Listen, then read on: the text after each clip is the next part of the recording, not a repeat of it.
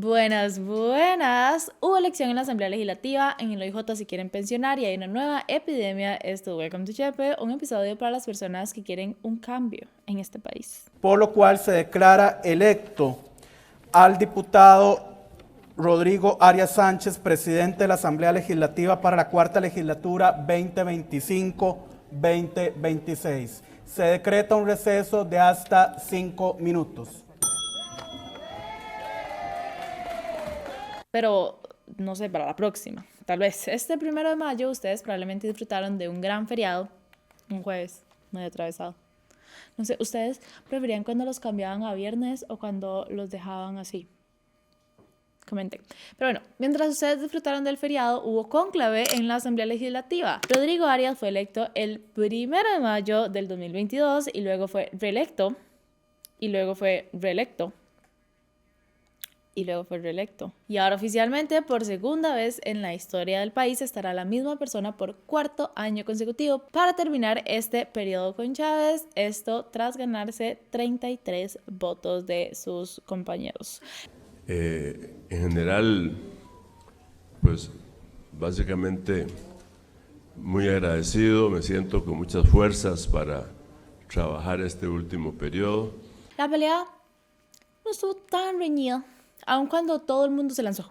Rosalía Brown de Nueva República tuvo 6 votos de su propia bancada, Manuel Morales del Partido Oficialista tuvo 9 votos de su propia bancada, Rosy Alfaro del Frente Amplio con 6 votos de su misma bancada, y después Gilbert Jiménez, Vanessa Castro y Melina Hoy, que tuvieron un voto cada uno, los de ellos mismos probablemente. Entonces, partiendo de ahí, ¿quiénes votaron en contra y quiénes votaron a favor? Nueva República, por supuesto que realmente en este momento no tiene ni un solo amigo, entonces votaron a favor de su propia candidata, algunos diputados del PUS que votaron por sí mismos y Gilbert Jiménez, que bueno, ya todos sabemos, votó por él mismo. Y por supuesto el Frente Amplio, quien mantuvo su línea y por cuarto año consecutivo no votó por Rodrigo Arias. Pero en comentarios siempre dicen que el Frente Amplio y el PL son lo mismo. Pues no, amis, nada puede ser más lejos de la realidad. Ellos este año solicitaron, de hecho, que fuese una mujer quien ascendía a la presidencia de la Asamblea y que se quitara a Rodrigo Arias. Sin embargo, al tener como única opción al partido más contrario de toda su ideología en mujer, votaron por su propia diputada, que claramente no tenía ni una sola oportunidad de ganar. De hecho, el partido del presidente Rodrigo Chávez ha votado más por Rodrigo Arias que lo ha hecho el Frente Amplio, porque el oficialismo votó las 2 primeras veces por Arias. Y ya que estamos hablando de partido de gobierno y gobierno, por supuesto el oficialismo, que aunque llevaron a Arias a la presidenta de nuevo en el 2022 y en el 2023, ahora están peleados a morir con él, hasta el punto que Rodrigo Chávez amenazó con no nombrar a un ministro o una ministra a la presidencia si quedaba él, porque sería un desperdicio de recursos. ¿No le importa entonces no va a nombrar un ministro o ministra a la presidencia? No lo voy a nombrar. ¿Se va a ir el resto del año sin un ministro de presidencia? Depende de qué hagan los diputados con la presidencia del Congreso. Ya lo he dicho, si Rodrigo Arias Sánchez es el presidente del Congreso, yo no voy a mandar a nadie a perder tiempo dialogando con una persona que lo único que le interesa es figurar como presidente del Congreso y que no tiene ninguna buena intención en su corazón por el país. Que esto al final termina siendo un berrinche en total y absoluto que no hace nada más que hacer lo imposible para que se logre algo en este último año. Sí. ¿Que la presidencia no le importa? Nope. ¿Y que a los diputados no les importó tampoco? Nope. Recordemos que una de las funciones principales de este ministerio es el de actuar como interlocutor directo entre Casa Presidencial y el Congreso, además de negociar los proyectos de ley que le interesan al gobierno que se aprueben. O sea, al final del día, no sé qué tanta diferencia haya.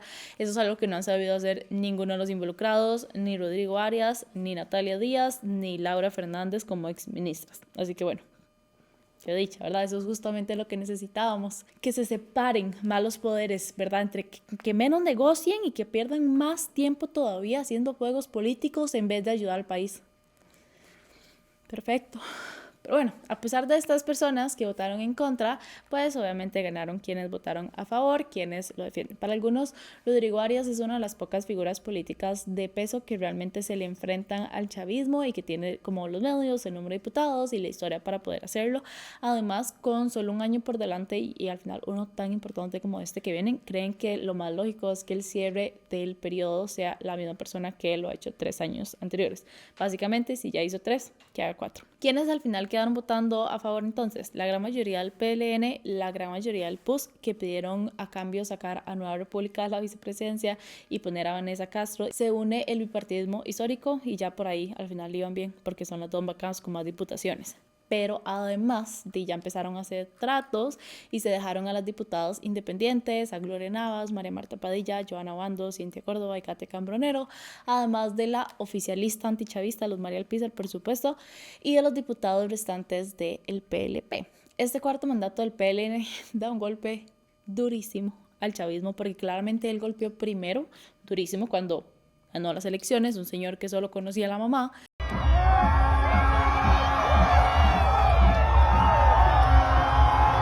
Frente a un liberacionista con muchísima historia atrás. A robar más, a robar más, a robar más, sin vergüenza, ni me toques, sin vergüenza.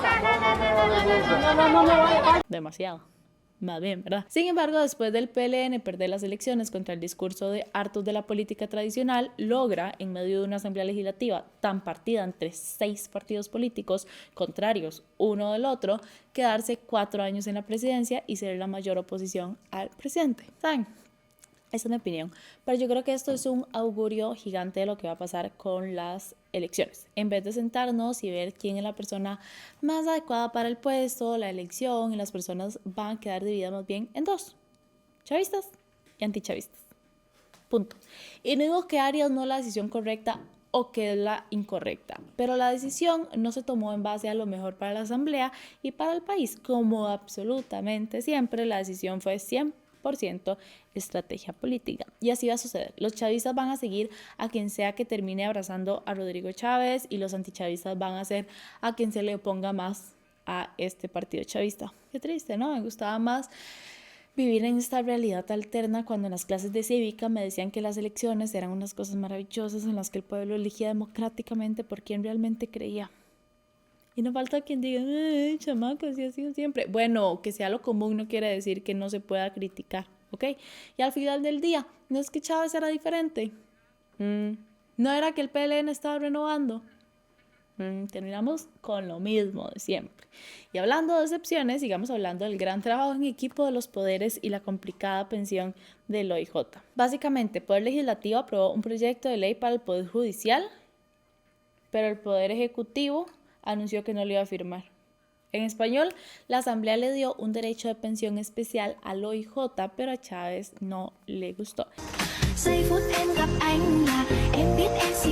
Es importante decir que ese proyecto le da un derecho a los trabajadores del OIJ que no es muy diferente al que ya tuvieron los bomberos o al que hay internacionalmente. Pero entremos en el tema.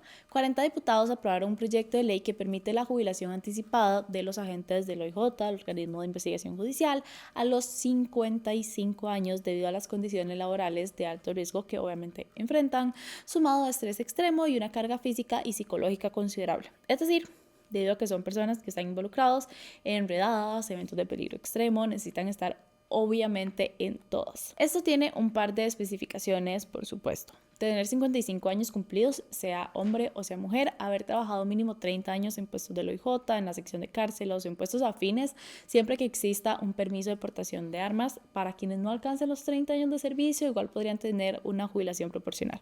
La jubilación será del 82% del promedio de los últimos 240 salarios mensuales.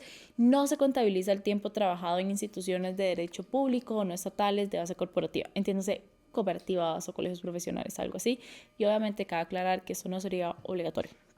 Sería una posibilidad para los y las agentes que lo quieran o lo necesiten, pero no es que los van a echar y sacar con esa jubilación a los 55 años. La propuesta fue aprobada en segundo debate con 40 votos a favor y 7 votos en contra, únicamente con votos negativos de la fracción oficialista del Partido Progreso Social Democrático, quienes, mayormente Pilar Cisneros, ¿Por qué vamos a ser responsables nosotros? Si las acciones las hacen los políticos. han cuestionado la sostenibilidad financiera porque dice que el Fondo de las Pensiones Judicial podría empezar a consumir sus reservas dentro de pocos años. Por otro lado, los otros 40 legisladores lo respaldaron porque consideran que es una forma de reconocer el servicio de quienes trabajan en áreas expuestas a amenazas, a criminalidad y a violencia incluso fuera de su horario laboral. La diputada Alejandra Larios del PLN, quien fue la que retomó el proyecto en este periodo después de haber sido presentado en el 2021 por Dragos Donalescu, defendió la iniciativa asegurando que el personal del OIJ labora más horas que otros empleados públicos y que esta es una medida de justicia laboral. Aquellos que exponen su vida todos los días,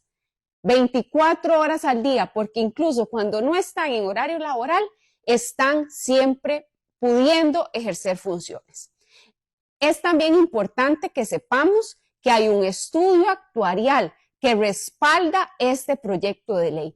Sin embargo, queda un paso más. Después de haber sido aprobado en segundo debate, falta la firma del presidente de la República, pero Rodrigo Chávez, obviamente junto con la fracción oficialista, expresó su rechazo a la reforma calificándola de vergonzosa y asegurando que vetaría la ley, es decir, que no la va a firmar y no se va a poder aprobar, por lo menos por la vía regular. Chávez argumenta que esta medida crea privilegios injustificados dentro del sector público y que representa un riesgo para las finanzas del país.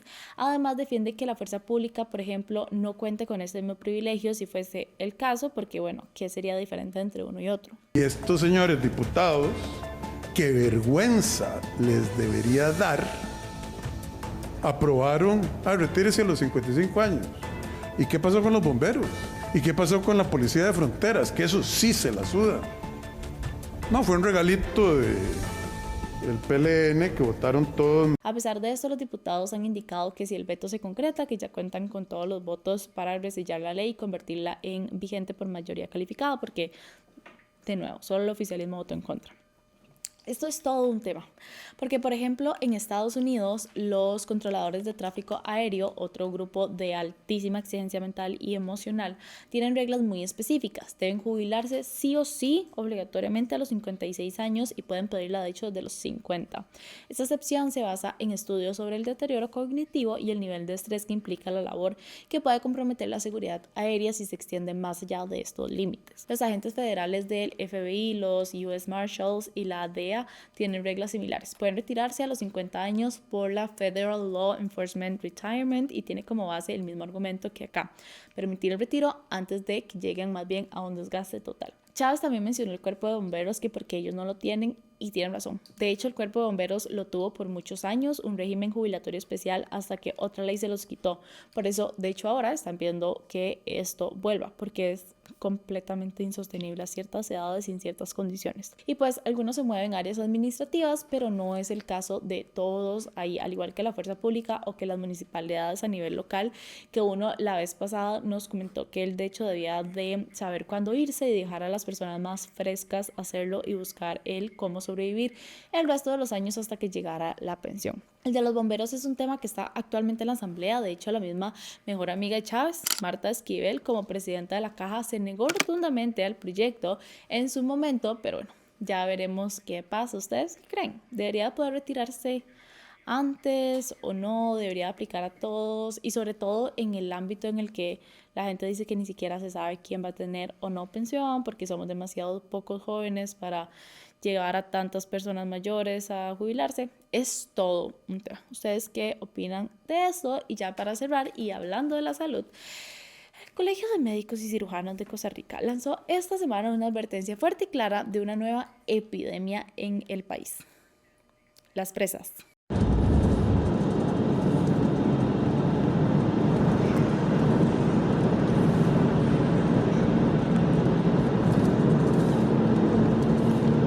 Según dijo el doctor Elliot Garita Jiménez, quien además es especialista en cirugía cardiovascular y torácica, sabe cosas, el congestionamiento vehicular en el país se ha convertido en una nueva epidemia que afecta seriamente la salud física y mental de las personas. ¿De dónde puta sale tanto carreterote? ¿No se supone que somos un país pobre? ¿La gente no tiene ni mierda que hacer en su casa o qué? Él mismo explicó que más allá de una pérdida de tiempo y de productividad, confirmó que también está generando consecuencias clínicas visibles como estrés crónico derivado del tráfico, que aumenta la frecuencia cardíaca y la presión arterial, por ejemplo, y deteriora la calidad de vida, favorece la aparición de enfermedades cardiovasculares y reduce el tiempo que las personas tienen disponible para actividades físicas o actividades recreativas. Vivimos más tiempo en presas que en el gimnasio o comiendo sano.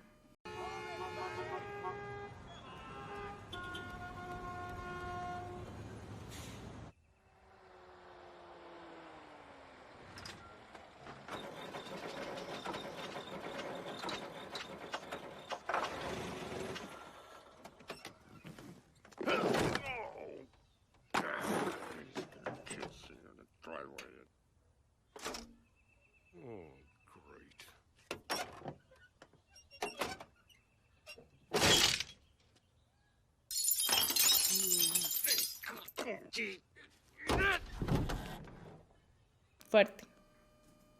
Y cierto.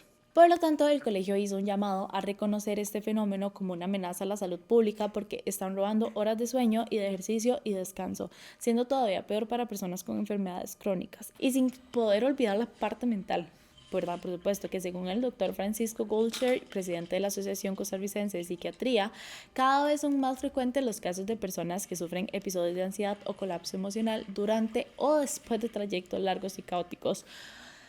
Obviamente hay recomendaciones, escuchar música relajante, que respirar profundo, que estirarse al llegar al destino, practicar el conteo regresivo como método de autorregulación emocional. Pero todos sabemos que eso no resuelve absolutamente nada cuando las calles se ven así. Hace unas semanas el gobierno alargó el decreto para llamar al teletrabajo de manera urgente y excepcional en el sector público y también le recomiendan al privado que también lo siga, por el congestionamiento vehicular. La resolución firmada por el presidente y por muchas otras personas establece que el teletrabajo debe ser considerado en todos aquellos puestos que se pueda, sin afectar obviamente la continuidad ni la calidad de los servicios públicos. Las áreas prioritarias para esta medida son los cantones más afectados por las obras viales en las provincias de Alajuela, Heredia, Cartago y San José. Entiéndase, Alajuela, Grecia, Naranjo, Barba, Belén, Heredia, Santa Bárbara, Santo Domingo, Curridabat, todo Cartago y más. La medida es hasta el 31 de diciembre y está basada en todas las construcciones que hay en el país, pero sigue siendo una curita, no resuelve absolutamente nada a largo plazo. Eso es personal. Pero ustedes han pasado el peaje de la 27 entre las casi que 3 de la tarde y las casi que 9 de la noche. Y ahí no hay construcción. Literalmente lo único que hay son una cantidad excesiva de vehículos y un sistema de transporte público vergonzoso que obliga a que todo el mundo tenga que andar en carro. Porque no se puede andar de otra forma. Según publicó el Observador en el informe más reciente del estado de la región, Costa Rica es el país de Centroamérica con la mayor cantidad de carros, con 34.400 carros por cada 100.000 habitantes, seguido por Guatemala que tiene 27.000. O sea, 7.000 carros menos por cada 100.000 habitantes. Según el Registro Nacional, en 10 años los vehículos inscritos prácticamente se duplicaron, pasando en el 2014 de tener 1.700.000 de vehículos inscritos a tener en el 2024 3 millones de vehículos. ¿Ustedes saben el porcentaje que es eso en un país de 5 millones de habitantes? Y ni siquiera es un poquito más de la mitad. Los niños y los adolescentes no pueden manejar. Esos son una gran mayoría de los adultos de este país. ¿Por qué? Porque en este país es prácticamente imposible aprovecharse del transporte público. El mismo informe dice que cada vez más personas prefieren el transporte privado para satisfacer sus necesidades de movilidad por un rezago de los servicios públicos. Es espantoso tener que manejar 2 horas en presa. Pero es todavía más espantoso tener que ir 2 horas en un bus que no sirve para nada, que llega tarde, que hace un calor demonio, entre otras muchas cosas que a veces llega, que a veces no llega. Hay que tomar 5 buses para poder moverse 5 kilómetros en este país. Y esto solo hablando de presas, porque es todo un tema, además, el daño increíble que este gran hermoso país verde le está haciendo al medio ambiente con esta cantidad absurda de carros. Pero bueno, manteniéndonos hoy en salud. Al final, por eso el Colegio de Médicos hace un llamado al Estado para que se tomen medidas estructurales urgentes. ¿Cuáles? Número 1 y principal, mejorar la calidad del transporte público. El bus de Tuasa, que se quemó en San Joaquín de Flores, circuló 6 kilómetros con una falla en los frenos.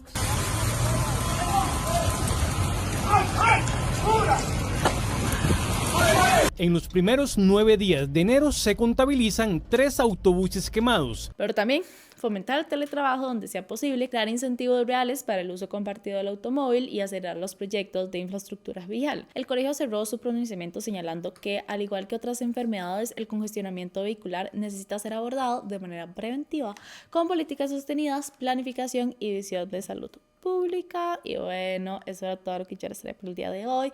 Como siempre, gracias si llegaron hasta este punto del episodio. Nos vemos el próximo domingo por acá, pero nos vemos todos los días en las plataformas de Instagram, Facebook, TikTok de No Pasa Nada CR o No Pasa Nada IG o Nirvana o La Guida o La Harina o la selección de creadores.